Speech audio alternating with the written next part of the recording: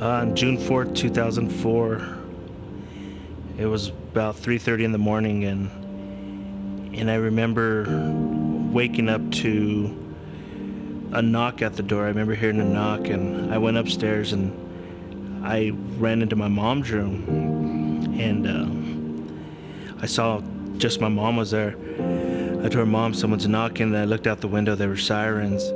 So I opened up the door, and my mom was standing behind me, and the cops, there was 2 cops that came to the door. They asked if they could come in and talk to us. And I just remember the cops saying, "There was an accident, it's your husband."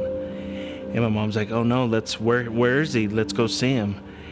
At that moment is when the cops said, "You can't go see him because your husband died." 2 Colorado Department of Transportation employees are dead this morning after being hit by a car. It happened early this morning at 84th and I-25. The CDOT employees were patching potholes when a woman driving the wrong way slammed into them. Instantly, our lives changed. I just remember falling to the ground and just not knowing how to act. For the first time in my life, I didn't feel like I had control. I feel like just everything that I knew was just changed for me because I didn't have my dad. It was like he was everything to me. He was the only person that knew me, and he was gone. I remember the day that I walked into Calvary Chapel, Aurora, and it was January 8th. My son's birthday was our first time we came to church service. And we went through it. They were teaching through Ezra, and I remember the day that I got saved, I was sitting in the left side of the sanctuary on a Saturday night. The name of the study was God Will Forever Pursue You in Ezra. A few years ago, I actually was reading through the Bible, and in Psalms 27, 7 and 8, it says, "Hear, O Lord, when I cry with my voice. Have mercy also upon me, and answer me. When you said, seek my face, my heart said to you, your face, Lord, I will seek." And I learned, and I'm learning, that knowing what I carry inside every day, if I don't seek God's face, I hear myself inside my head. And I go through the emotions, and I start bringing up old memories and stop looking back at, where God has brought me today. But I kind of fall back into where I was before that. I went back through the studies what Pastor Ed was teaching the week that my dad passed, and he references that verse. And it's just kind of cool because the Lord was still working back then, and it kind of, how he knows our frame, he knows everything about us, is through that study. It kind of brought me comfort because I knew even then it wasn't God that was missing, it was me missing God. And I'm learning that daily, that if I don't seek his face and I don't see the victories, even that I had yesterday, that I'm gonna fall back into the mindset of where I was, of just loss, hurt, anger, bitterness. But God saved me through that. God brought me that happiness. He showed me his love. He showed me that he's there for me and that he cares for me. And even so, I know I'll see my dad again. I know I'll see the loved ones that I've lost again. But ultimately, the emotions and the loss, I'll always have it. But the joy to do the work that God has for me today, I know that's where I have to be faithful with.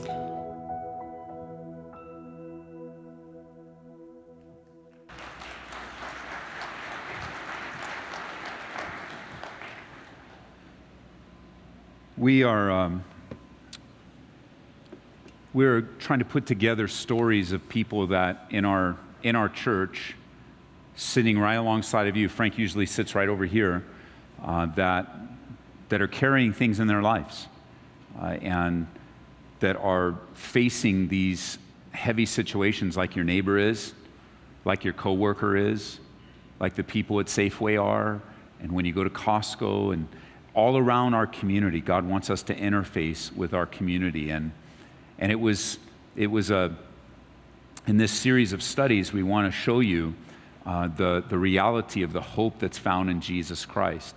Now, Frank has an interesting story. I need to verify it with him. I should have done this last night.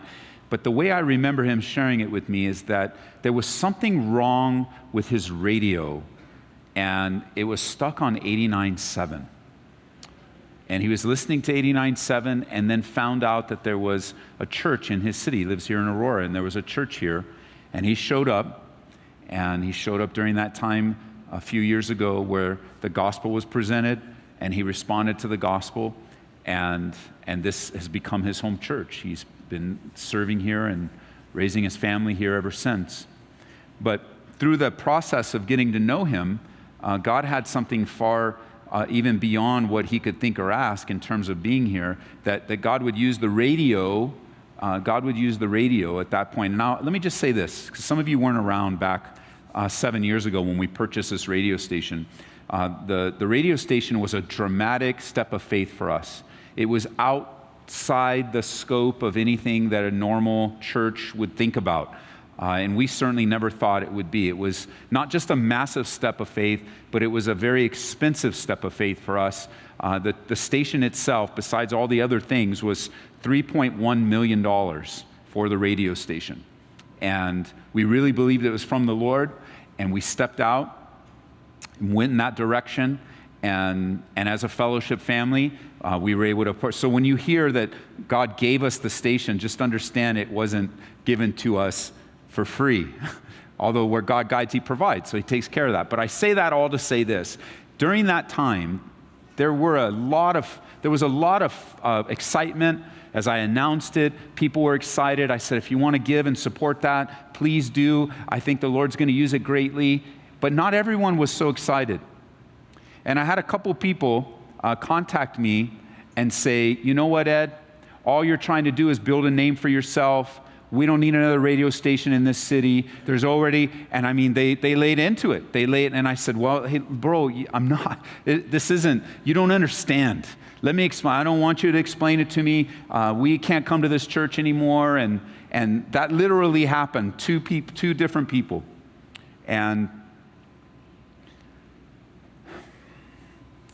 if the radio station was just for Frank Lopez, it would have been worth every penny we ever invested in it.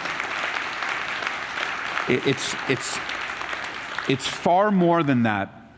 And as I've walked alongside with Frank, and obviously we share a little bit of the same, a similar testimony when it comes to grief of a loved one, and I know it opened up perhaps some things in your own hearts if you've lost a dad or a mom, or you've lost someone very special to you.